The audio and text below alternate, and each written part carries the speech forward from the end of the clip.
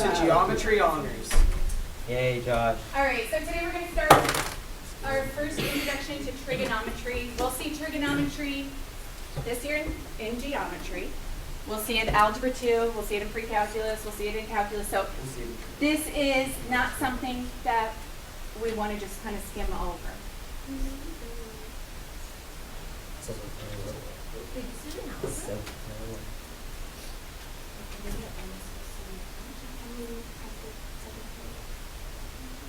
Okay, just email. Is there water missing? Yeah. No, it's not enough. Usually, this is like your first introduction to trigonometry. Some people have seen it before, but if you haven't seen it, so some of you have seen it, some of you haven't. If you haven't seen it before, don't be worried, because I'm going to approach it as if it's new to everyone, okay? Which usually in geometry is the first time we've seen it.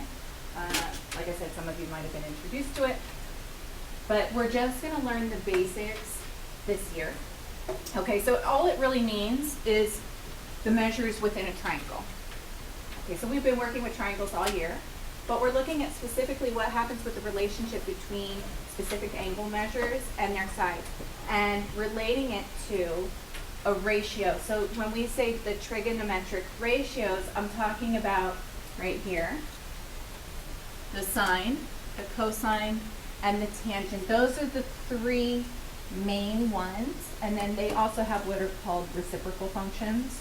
So reciprocal just means to flip it, okay? And these are all ratios. So ratio means that we're comparing two quantities, right? What do those words mean? Well, that's what we're going to learn. Okay, so the first thing we're going to look at is how this relates, what do these ratios look like within a right triangle. So we're going to focus, first thing we need to do is we need to kind of isolate one of the angles that we're going to look at. And you'll notice I wrote down here sine of A, cosine of A, tangent of A in the table. So I'm going to focus for right now just on angle A, because the sine, the cosine, and the tangent are all going to be different depending on which angle I'm looking at. Okay, so here's angle A. So directly opposite, you'll see I have it labeled as the lowercase a. So that's opposite. The hypotenuse, well, that's no different, that's C. And then we have what's called the leg that's adjacent to angle A. So adjacent would be side B. So when we define sine, cosine, and tangent, we define them according to the sides of the right triangle. Okay, so the first one we'll see here, sine of A, and we abbreviate it with sin, but we don't say sin A, we do pronounce it with the sine, okay, so it's like a long I. What does the word sine mean? What does it mean? It means the ratio of the leg opposite to that angle divided by the hypotenuse. So what did I say these were? These were all ratios. So they're a comparison of two sides. So when we think of sine, we're thinking opposite over hypotenuse. And these are something that you have to kind of memorize. Now I put A over C here, but if I change that to sine of B, then the letters would be different. The hypotenuse is always going to be the same. But depending on which angle I'm looking at, so for example, if I look up here, if I'm looking at angle B, let's say, then the opposite side would be, right, little b. Again, what are sine, cosine, and tangent? They're ratios. So cosine, which we abbreviate with just COS, this is leg adjacent over the hypotenuse. So whenever I think of cosine, I think adjacent over hypotenuse. So looking at angle A, the adjacent side is B divided by the hypotenuse. Okay, and the last one is tangent, which we abbreviate with TAN, and you'll see these on your calculator, which we'll get to in a little bit. This is the opposite over the adjacent. So the tangent, we don't need to necessarily know the hypotenuse, we just need to know the opposite and the adjacent. Now, if you know two of the sides in a right triangle, could you always find the third? Yeah, by what? I'm using Pythagorean theorem. So if you know two of the sides, you could always find the third by a squared plus b squared equals c squared. You okay with that? So SOHCAHTOA. It's just an abbreviation, okay? So Dr. Mendelson, I know some of you that have seen maybe Dr. Mendelson wearing some of those shirts. He wears a SOHCAHTOA shirt at times. And now you'll know. So sine is, so just think sine is opposite over hypotenuse. So then the next one, so it's kind of like that first part. Think of it, sine equals, the opposite goes on top, hypotenuse goes on the bottom. Next one, the C represents cosine, COS. That is, the A represents adjacent over hypotenuse. And then the last part of SOHCAHTOA, tangent, equals opposite over adjacent. So SOHCAHTOA represents those three ratios. It's just, if you forget, then hopefully you can remember that word. Remember how to spell it, because if you spell it wrong, then that's not going to help. Roni?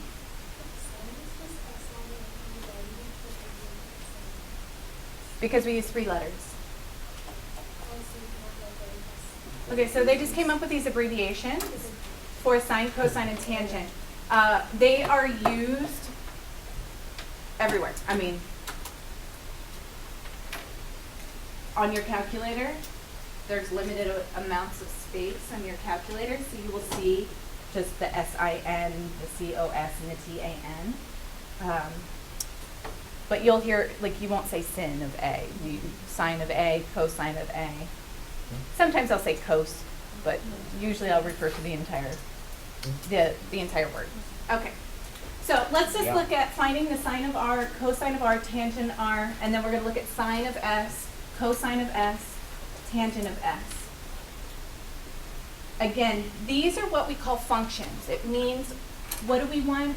Sine of R. That means I want to find the ratio. What was sine? It was opposite over hypotenuse. So I want the opposite side of R over the hypotenuse of that triangle. So it helps to kind of locate which angle are we referring to. And then it may help you to label which one is the hypotenuse. The hypotenuse is the easiest one because it's always opposite the right angle. So we know 5 is the hypotenuse. What would be the opposite side to R? 4. Which leaves us with the adjacent leg, which would be 3. We don't say 5 is adjacent because when we really were referring to the opposite and the adjacent side, we're referring to the legs. There's only one hypotenuse, so that kind of overrules that. Why couldn't the side with 4 be adjacent and side with 3 be opposite? Okay, so what does it mean to be adjacent to an angle? Yeah, here's my angle R. If I kind of look at this R, 4 is not part of the angle. So when I say adjacent, it has to be part of the angle. Look at angle. How do you get that It says, we're doing R and all of these first. We're going to look at these. So you'll notice when I do angle S, my opposite and adjacent sides are going to switch. Okay, so that's why I said the fact that I'm choosing R first, that's really important, okay, because our ratios are going to be different depending on the angle I'm referring to. Okay, so sine of R. Oh, express each as a ratio. Each ratio as a fraction and as a decimal rounded to 4 places. So sine of R. So we want opposite. Remember, SOHCAHTOA, OH, opposite.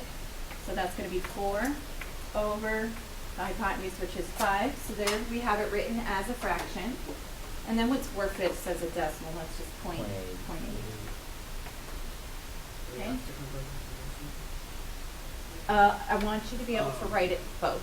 So it's going to ask as a fraction and as a decimal, 4 decimal places. So when we work with trig ratios, these are all going to be pretty small numbers. Sine and cosine are always going to be between 0 and 1, including 0 and 1. So that's why we want to make sure we're accurate with 4 decimal places. Okay, so cosine, so c was AH, so that's adjacent over the hypotenuse, so that ends up being 0.6.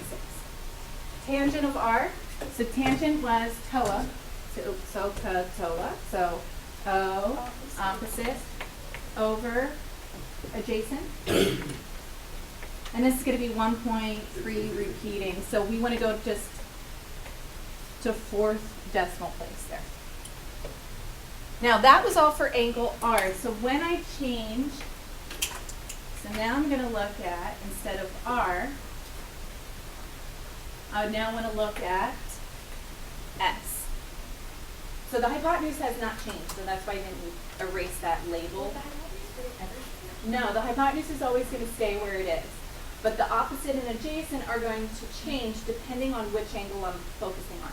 So here's S, so now if I look directly opposite, that's the side that has 3.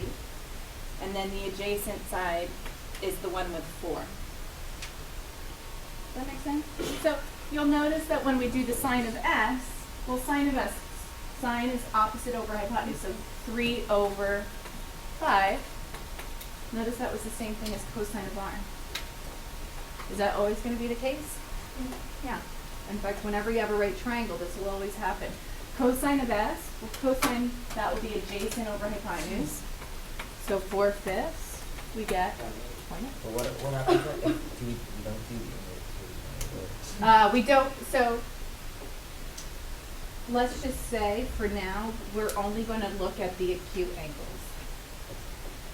I could tell you how to figure out, it doesn't work the same, because if you did like T, the opposite and the hypotenuse are the same. Would that be like Yeah, so tangent would be 3 over 4, which would be Oh my god, Miss Casey. 0.75. Sign is on top. Really? Wow, damn, son. Did you really just figure that Also out? the number 4 out We there. already talked about Okay. it. Okay, Rachel?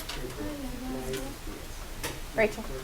Okay. Okay, Are we Jack. always going to be able to use the calculator or something like Yes, this will be all. Okay, when you say, are you always going to be able to use your calculator in geometry? Yes. Okay. that? Can we use algebra? Sometimes yes, sometimes no. Okay. So on your calculators, Can you send me the application for it's not, it's software. It's something you have to buy. that? Yeah. I'll just do it. Okay, one of the things you need to make sure, when you're using your calculator, there are different modes in which we work with angle measures. Okay, right now, all we have are degree signs. There's another way that we're going to measure angles, but we won't learn that until later. So on your calculators, this is where I said that you need to have your calculators. You won't be able to do the problems without them. First thing, if you have a graphing calculator, you want to go to the mode. And the third one down has radian, and then they have degrees. So you're going to just want to make sure that the degrees are highlighted. So I'm going to move it over to degree and press enter. Radians are something that, like I said, that's something that we'll work with later on. If you have a scientific calculator, so you should see a DEG at the bottom right or a D somewhere on your calculator to make sure it's in degree mode. That's We'll just go back. No. Okay, so once you change a setting in your graphing calculator or your scientific calculator for that matter, it will stay that way until you change it. So to get out of this, we're just going to press second mode, which will, you see the quit in blue? Yeah. So we want second, and that will take us back to our home screen. Okay, so these are really easy. We're just going to type in, here are your sine, cosine, and tangent buttons. So we're going to just type sine 57 and press enter. If you want to close the parentheses, you can. You don't. It's not necessary. It will. For me, I just typed in the number and then press sign. Oh, okay. So depending on the scientific calculator, some of you might have to press the degrees in first and then press the sign button. That's fine. I mean, you'll get the same answer. It's just yours will be a little different. Now we want to go to the 10,000th place. So that's 4 decimal places. That will be 0.8387. Okay. Cosine of 50. Or sorry, cosine of 60. 0.5. Tangent of 30. How is this 0.5774. I'll tell you in a minute. And then sine of 85. Good. Okay, so where are these numbers coming from? They're coming from, again, what are they? They're ratios. So let me just use this one, the cosine of 60, as an example. So we just learned, again, these are all from right triangles. So let's say if this is 60, then the other angle has to be 30, right? Now what did we just learn about 30, 60, 90 triangles? What are the relationship between them? So for example, if my shorter leg was x, then the hypotenuse would be 2x, and this would be x root 3. So if I'm looking specifically at 60 degrees, okay, so here's my 60-degree angle. What would be cosine? Cosine would be adjacent over hypotenuse, right? Well, if I put x over 2x, doesn't that always end up being 1/2? Okay, so every triangle, every right triangle that has 60 degrees, the adjacent side to the hypotenuse will always be 1 to 2. So that means if I take, like, let's say a different angle measure, sine of 85. So let's say this is 85 degrees. What would that, it doesn't really matter, but what would be the other angle measure? It would have to be 5. So here, this would be opposite. This would be the hypotenuse, which is sine, right? Sine is the opposite over the hypotenuse.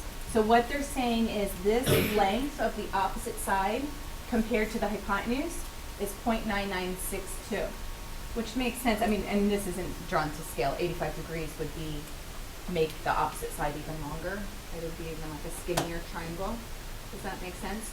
So that means any triangle with 85 degrees, a right triangle that is, the ratio of the opposite to the hypotenuse will always have a ratio of 0.9962 to 1. So that means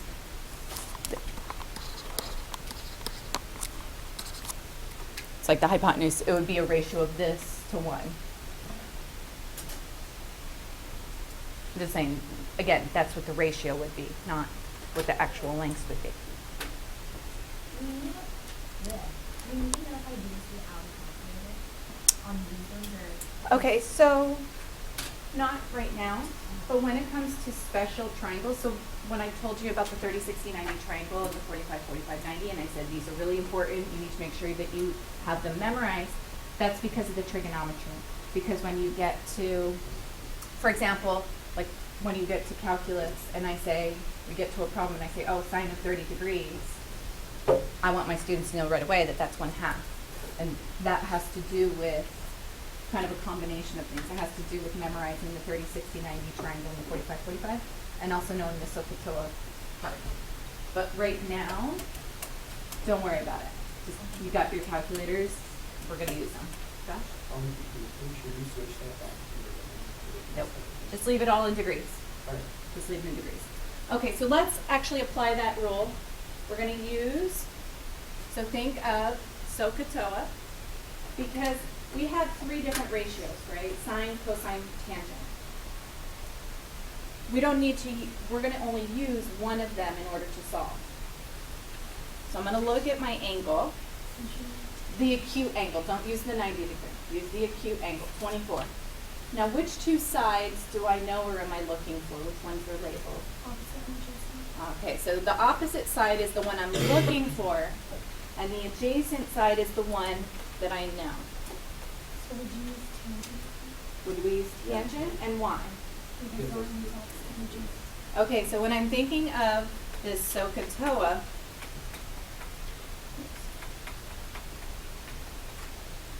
notice the opposite and adjacent, OA, goes with tangent, right?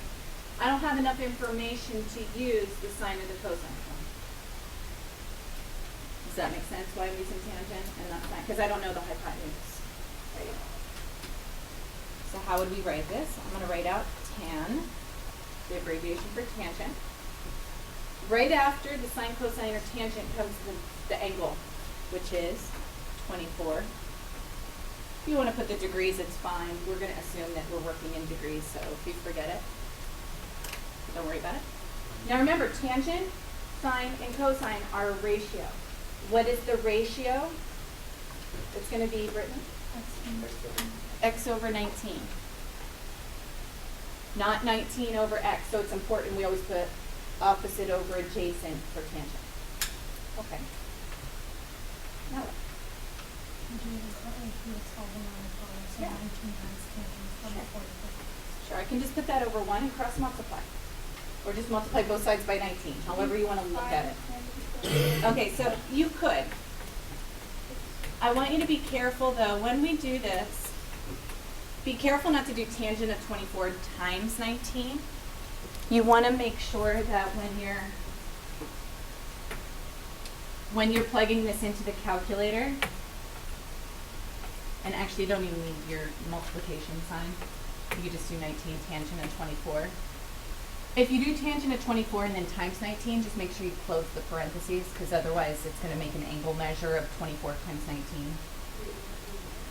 Okay, so if I did it this way, tangent of 24, I want to make sure that I close the parentheses before typing in times 19.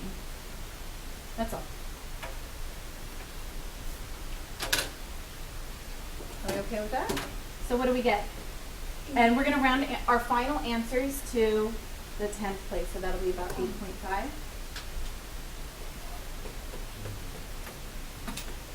Now, if you don't like that way, I'll show you another way that you can solve it, just real quickly. And it starts with the same tangent 24 equals x over 19. If we want to figure out on our calculators what tangent of 24 is, that's fine. We just want to make sure that we go to 4 decimal places. Remember how I said you're always going to work with really small numbers here? So for accuracy, we would write down 0.4452.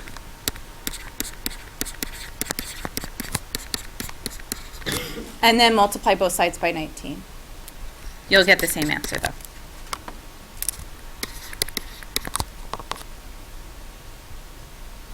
So if you prefer to change this to a decimal and then multiply it, it's fine. Just don't round to just 0.4. That's not going to give you enough accuracy. So just make sure whenever you're using those buttons that you have to go to 4 places. The reason we didn't have to worry about it here is that our calculator used that value times 19. So at the very end, we just have to round to the 10th place. Questions so far? Okay, let's see. We're running a little late. Here we have 62 degrees. So identify the 2 sides that we have. So we have, this is the hypotenuse, and what's x? Opposite or adjacent? We only have 2 choices. Adjacent. Notice I'm not labeling the side that we're missing. Okay? We can, but I'm working with these 2 sides, so adjacent and hypotenuse. That's going to be cosine. So I have cosine 62 equals x over 60, right? Adjacent over hypotenuse. So cross multiply or multiply both sides by 60. So x is 60 times cosine of 62. And what do we get? 28.2.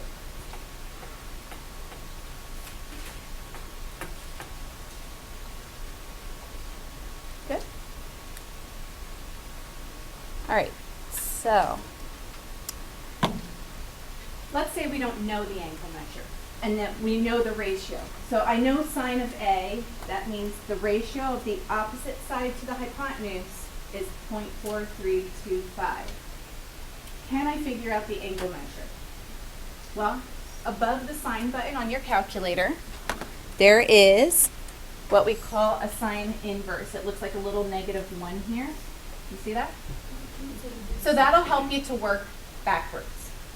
Okay, so think of sign inverse is, it's kind of like reciprocals in a way. You know when you want to multiply, like let's say I have 1/2 x equals 4, so you would multiply by 2/1 on both sides, right? In order to cancel and get x by itself, just as an example. So think of sign inverse the same way. So if I take the sign inverse on both sides of the equation, the sign inverse and the sign will cancel. So I'll just get angle A. So to get to that sign inverse, we have to press. Do you guys see the second button? So second sine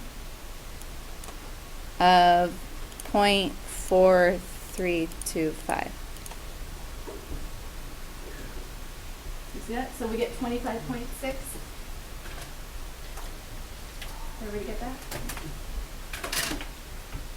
That means angle A is 25.6 degrees.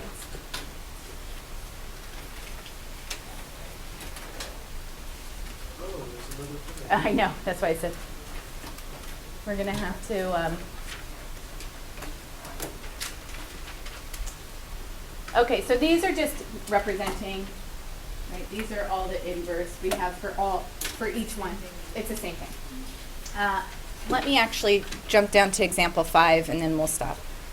I know I skipped over the other part because it was just plugging into your calculator. So let me just see if we can get through this example. So I'm going to identify the angle I'm working with just like we did before. But the angle is that's what I'm trying to find. What two sides do we know? We know opposite and adjacent, which means at a SOHCAHTOA, it has to be which one? Tangent.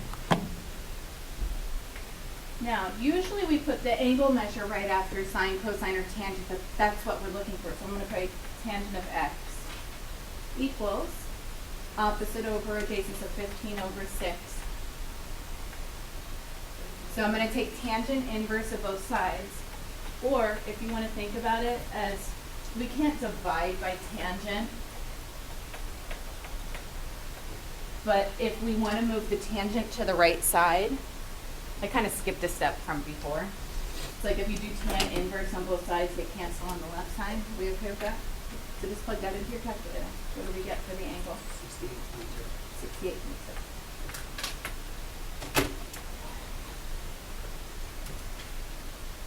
All right.